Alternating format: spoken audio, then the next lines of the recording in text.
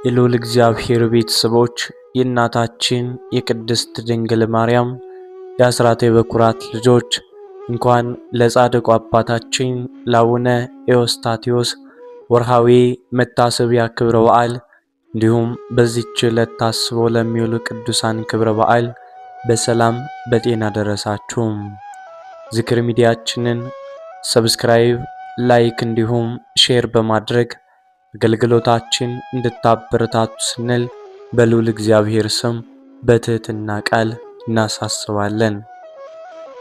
ከዚህ በመቀጠል የጻድቁ አባታችን የአቡነ ኤዎስጣቴዎስ ገድልና አስደናቂ ታሪክ እንዲህ በማለት እንቀጥላለን። እስከ ዝግጅታችን ፍጻሜ ድረስ አብራችሁን እንድትቆዩ በልዑል እግዚአብሔር ስም መልእክታችን ነው።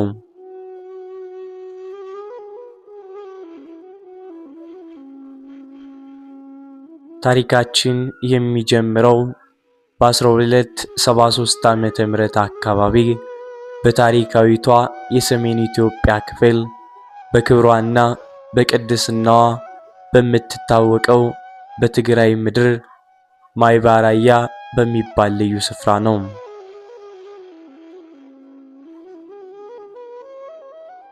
በዚያ ዘመን ምድር በደግነትና በእምነት መዓዛ ተመልታ በነበረችበት ወቅት እግዚአብሔርን ከልባቸው የሚፈሩ በጾምና በጸሎት የተመሰከረላቸው ሁለት ባልና ሚስት ይኖሩ ነበር።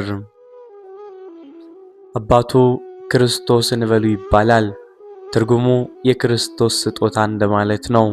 እናቱ ደግሞ ምግባረ ሰናይ የሆነችው ስክንቲ ትባላለች። እነዚህ ወላጆች በሃይማኖትና በምጽዋት የጸኑ ጋቸውና ስርዓታቸውን ጠብቀው የሚኖሩ ንጹሃን ነበሩ። ነገር ግን በሕይወታቸው ውስጥ አንድ ትልቅ ሐዘንና ፈተና ነበረባቸው።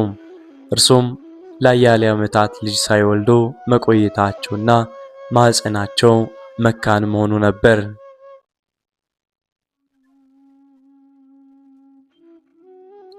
በወቅቱ በነበረው ሥርዓት ልጅ ማጣት በሰው ዘንድ እንደ ትልቅ ነውርና መናቅ ሐዘን የሚቆጠር ነበር።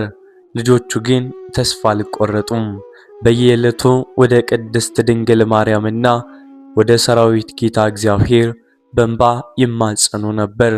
አምላካችን ሆይ ለአገልግሎት የሚሆን ያንተን ስም የሚያስጠራ ፍሬ ስጠን እያሉ ሌሊትና ቀን ይማጸኑ ነበር።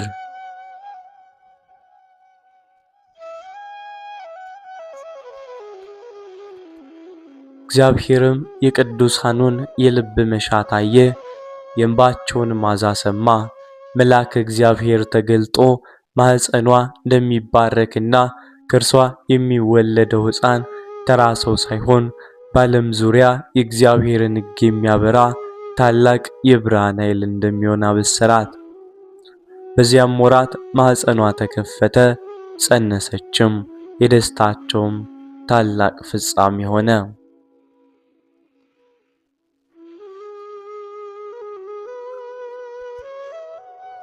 ቅዱሱ ሕፃን በተወለደ ጊዜ ቤቱ በሙሉ በሰማያዊ ብርሃንና በመዓዛ ተመላ።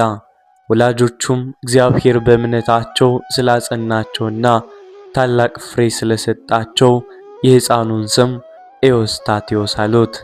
ይህ ስም በግሪክ ቋንቋ በእምነት የጸና ቀጥ ብሎ የሚቆም ማለት ሲሆን ወደፊት ስለሚኖረው ፍጹም እምነትና ጽናት ትንቢታዊ ምስክርነት ነበረው።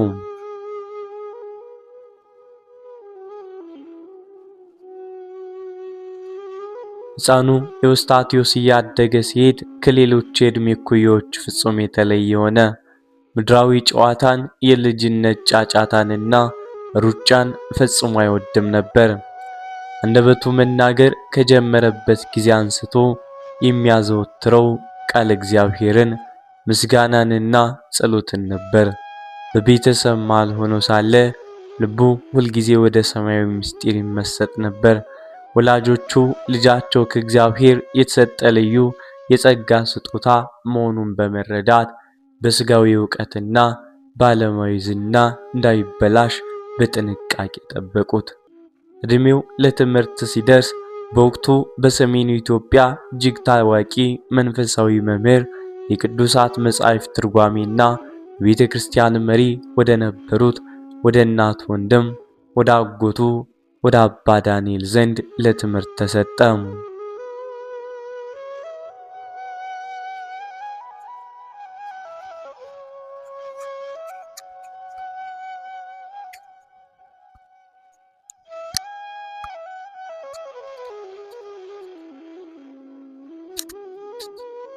አባ ዳንኤል ሕፃኑን ኤዎስጣቴዎስን ገና ሲያዩት በፊቱ ላይ የሚያበራውን ሰማያዊ ጸጋ ተመለከቱ። ወደ ክንፋቸው አስጠግተው የብሉይና የአዲስ ኪዳን መጻሕፍትን፣ የዳዊትን መዝሙር፣ የቅዱሳን አባቶች ታሪክና ምስጢራት ያስተምሩት ጀመር። ኤዎስጣቴዎስ ተራ ተማሪ አልነበረም። አንድ የተነገረውን ምስጢር በአንድ ጊዜ መያዝ የማስተዋልና የመተርጎም ልዩ የመንፈሳዊ ቅዱስ ስጦታ ነበረው። ትምህርቱን ልክ እንደ ውሃ አድርጎ በአጭር ጊዜ ውስጥ ጠጣው። ሌሊቱን በሙሉ ከመምህሩ አጠገብ ሳይለይ መጻሕፍትን ሲመረምር፣ ሲጸልይና ሲጠይቅ ያድር ነበር። መንፈሳዊ ዕውቀቱ ባሉት በገዳሙ አባቶችም ሳይቀር እጅግ አስደናቂ ነበር።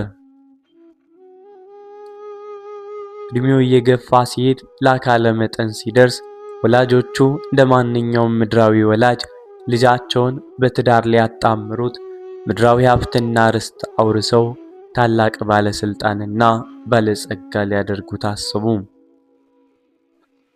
የእጮኝነትና የሰርግ ዝግጅትም ሊጀምሩ ሲሉ ኤዎስጣቴዎስ ግን ልቡ ከምድራዊቷ ሙሽራ ይልቅ ከሰማያዊ ሙሽራ ከኢየሱስ ክርስቶስ ጋር ፍጹም ተዋህዶ ነበር።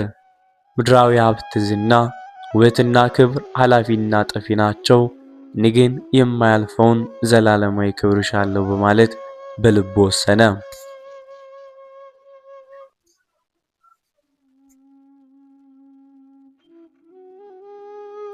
አንድ ቀን ሌሊት ምድር በጸጥታ ውስጥ ሳለች ወላጆቹና ዘመዶቹ በሙሉ በከባድ እንቅልፍ ላይ እንዳሉ ኤዎስጣቴዎስ ምንም አይነት ምድራዊ ስንቅና ልብስ ሳይይዝ ከወላጆቹ ቤት በጸጥታ ወጥቶ ወደ አጎቱ ወደ አባ ዳንኤል ገዳም ተጓዘ።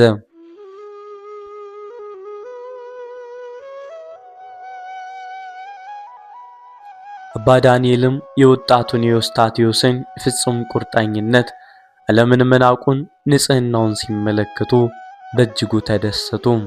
ፈትነውትና መርምረውት ፍላጎቱ ከልብ መሆኑን ካረጋገጡ በኋላ የምንኩስናን አስደናቂ ከባድ ቀንበር ጫኑለት።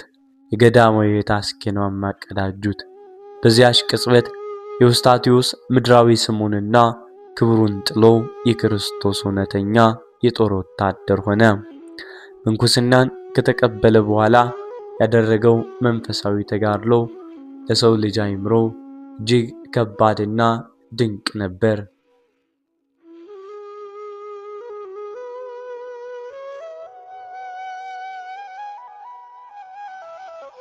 ለቀናትና ለሳምንታት ያክል ምንም አይነት እህልና ውሃ ሳይቀምስ በአንድነት ይጾም ነበር። ሰውነቱን ለፈጣሪ መገዣ የሚያደርግ ዘንድ ስጋውን ያስጨንቀው ነበር። ሌሊቱን ሙሉ አይኖቹ ላይ እንቅልፍ ሳይዞር እጆቹን ወደ ሰማይ ዘርግቶ እንደ ጧፍ እያበራና እያለቀሰ ስለ ዓለም ሰላም፣ ስለ ነፍሱ መዳን ይማጸን ነበር። በበረሃው ሸካራ ድንጋይ ላይ አካሉ እስኪዝል ድረስ ግንባሩና ጉልበቱ እስኪላጥ ድረስ በየቀኑ በሺዎች የሚቆጠሩ ስግደቶችን ይሰግድ ነበር። ይህ ፍጹም የሆነ ቅዱስ ተጋድሎ በገዳሙ ውስጥ ላሉት አንጋፋ መነኮሳትና አባቶች ሁሉ ትልቅ አርያ መነቃቃት ፈጠረ። ኤዎስጣቴዎስ በቅድስና ማዕረግ ላይ ያለ አንድ ቀን ሌሊት በጸሎት ላይ ሳለ ታላቅ ሰማያዊ ብርሃን በዋሻው ውስጥ አበራ። የእግዚአብሔር ቅዱስ መልአክ ተገለጠለትና እንዲህ አለው፣ ኤዎስጣቴዎስ ሆይ ተጋድሎ በፈጣሪ ፊት ተቀብሏል። ነገር ግን እነዚህም ብቻ እንድትወስን እግዚአብሔር አይፈልግም። አሁን ከዚህ ገዳም ተነስተ ከዚህ ውጣ፣ ወንጌል የምትሰብክበት የብዙ ገዳማት አባት የምትሆንበትና እግዚአብሔርን እውነተኛ ሕግ ለዓለም የምታበራበት ታላቅ አገልግሎት ይጠብቃል አለው። ጻድቁ አባታችን አቡነ ዮስጣቴዎስ የመልአኩን ቃል በደስታና በፍርሃት ተቀብለው የመስቀል በትርና መጽሐፋቸውን ብቻ በመያዝ የእግዚአብሔር መንፈስ ወደሚመራቸው አዲስ ተልእኮና የቅድስና ጉዞ ጀመሩ።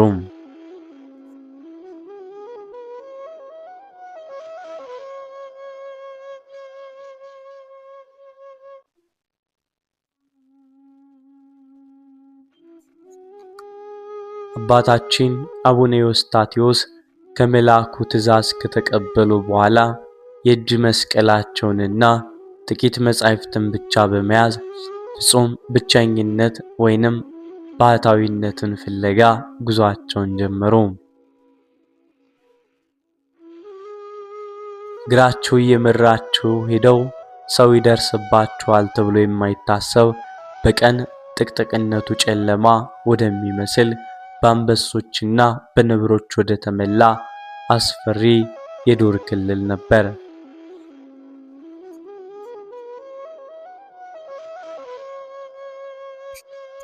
በዚያ ስፍራ አባታችን ያደረጉት ተጋድሎ ከሰው ልጅ አእምሮ በላይ ነበር። ልብስና መጠለያ ሳይኖራቸው በብርድና በሐሩር እየተንቀጠቀጡ በጾም በጸሎት ብቻ መኖር ጀመሩ። በሰው ልጅ የሚበረቱና የሚበሉ ጨካኝ የዱር አራዊት ሁሉ ጻድቁን መምጣት ሲመለከት ፍጹም የዋሆች ሆኑ። አንበሶችና ነብሮች ወደ ዋሻቸው እየመጡ በፊታቸው ይንበረከኩ፣ በምላሳቸው እግራቸውን ይልሱ ነበር።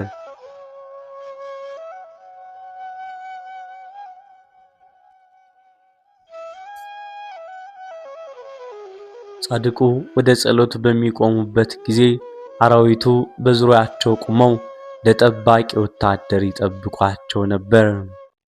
አባታችን በምድረ በዳው ውስጥ የሚገኙ ፍራፍሬዎችንና ቅጠላ ቅጠሎችን ብቻ ይመገቡ ነበር። አንዳንዴም ቀናትን ሙሉ ያለ ምግብና ያለ ውሃ በጾም ይቆያሉ። የውሃ ጥማት ሲያስቸግራቸው እግዚአብሔር ከደረቅ ድንጋይ ላይ ጣፋጭ ምንጭ ይፈልቅላቸው ነበር። በዚህ ፍጹም በሆነ የመላእክት ሕይወት በዱር ውስጥ ለብዙ ዓመታት በቅድስና ተቀመጡ።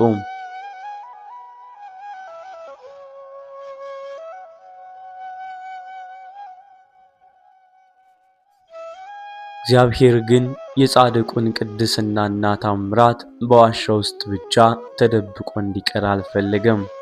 ክብራቸውና የሚያደርጉት አስደናቂ ታምራት ቀስ በቀስ በሀገሪቱ በሙሉ መሰማት ጀመረ።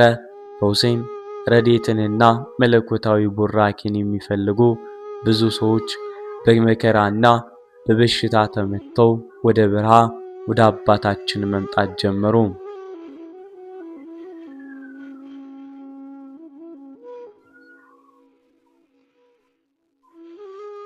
አቡነ ዮስጣቴዎስ ከፈጣሪ በተሰጣቸው ባለብዙ ጸጋ የታመሙትን በጸሎታቸው ይፈውሳሉ፣ ዕውራንን ያበራሉ፣ አንካሶችን ያስነሳሉ። እንዲሁም በሰዎች ላይ አድገው ያሰቃዩ የነበሩ አጋንንትን በክርስቶስ ስም እያሳደዱ ነፃ ያወጡ ነበር። ይህንን ታላቅ ታምራት ያዩ ብዙ ወጣቶችና መናንያን ዓለምን፣ ትዳርን ትተው የእርሳቸውን ቅዱስ ፈለግ ለመከተል ወደ በረሃው መፍለስ ጀመሩ። አባታችን የነፍስ አባትና መሪ የሆኑ ለደቀ መዛሙርቶቻቸው ሥርዓተ ምንኩስናንና ትምህርተ ወንጌልን በሰፊው ማስተማር ጀመሩ። በተለይም በሰሜናዊ የኢትዮጵያ ክፍልና በሰሜን በሆነው የኤርትራ አውራጃዎች በመዘዋወር ታላቅ ገዳማትን መሰረቱ። ከነዚህ መካከል የእርሳቸው ታላቅ የቅድስና ተጽዕኖ ያረፈበትና በኋላ ላይ በዋና ደቀ መዝሙራቸው የተመሰረተው ታዋቂው የደብረ ቢዘን ገዳም እንዲሁም የደብረ ሐሚሊ ገዳም በዋናነት ይጠቀሳሉ። እነዚህ ገዳማት የአምልኮ፣ የቅዱሳት መጻሕፍት ትርጓሜና የመንፈሳዊ ጀግኖች መፍለቂያ ታላቅ ማዕከላት ሆኑ።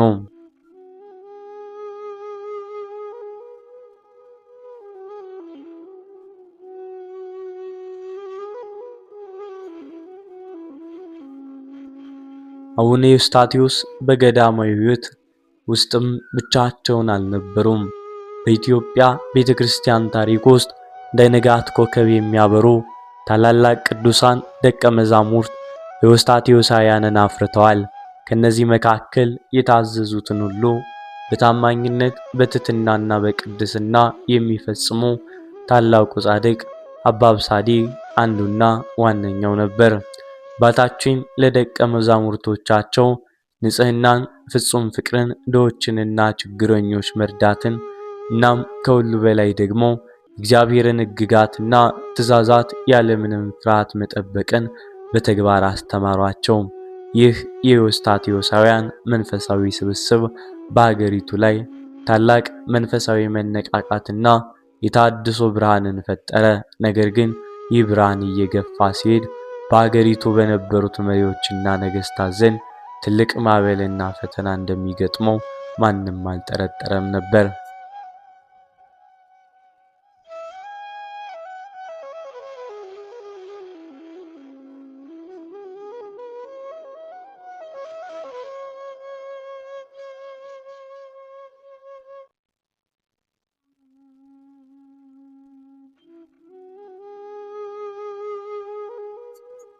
የአባታችን ዝናና የሰንበት አስተምሮ በሙሉ ሀገሪቱ ሲናወጥ ወሬው በቅዱስ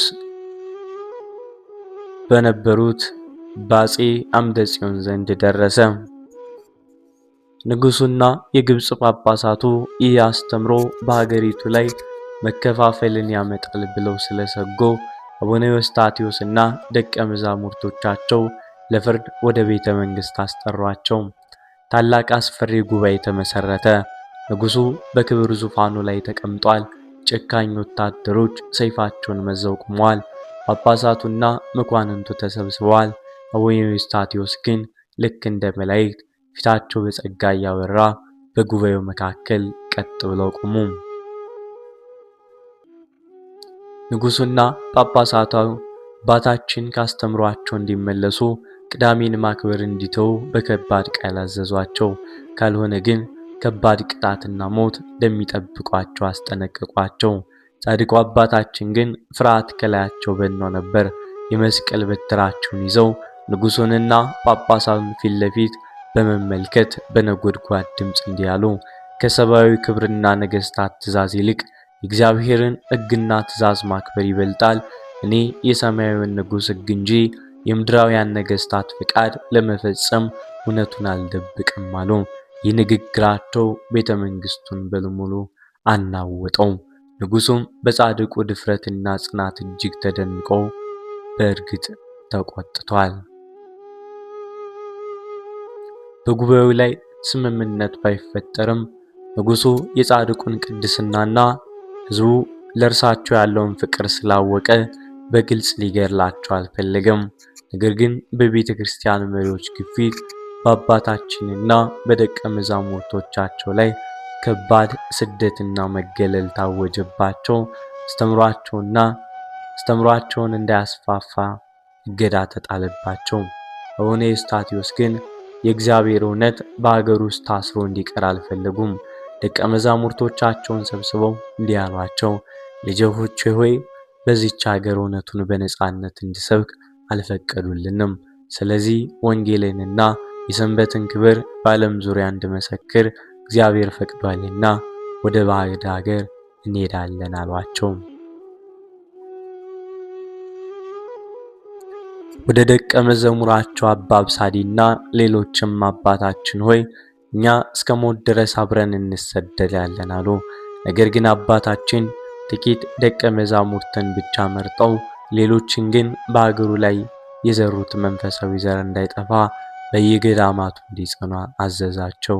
ጻድቁ አባታችን አቡነ ዮስጣቴዎስ የተወለዱላትን ያደጉባትን በቅድስና ያገለግሏትን የኢትዮጵያ ምድር ተሰናብተው የመስቀል በትራቸውን ይዘው በእግዚአብሔር መንፈስ መሪነት ወደማያውቁት የባዕድ ሀገር ስደታቸውን ጀመሩ። በዚያም ብዙ የሰንበት አስተምሮችን እግዚአብሔርን የማያምኑትን እያጠመቁ እግዚአብሔርን እየሰበኩ ያላመኑትን እያሳመኑ ያመኑትን እያጸኑ የጸኑትን ደግሞ ወደ ቅድስና ሕይወት እያስጌጡ ለብዙ ዘመናት ስለ